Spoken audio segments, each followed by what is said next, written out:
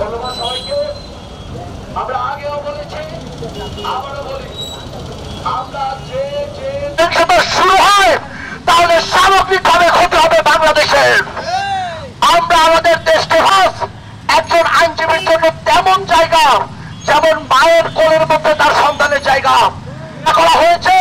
আমরা কোনোভাবেই বিশ্বাস করি না এটা কোনো সাধারণ ঘটনা।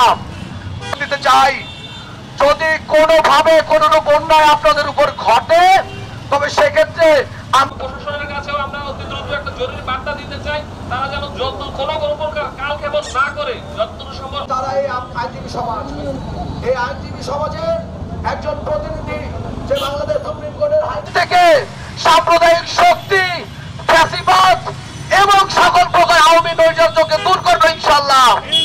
ধন্যবাদ সবাইকে। আমাদের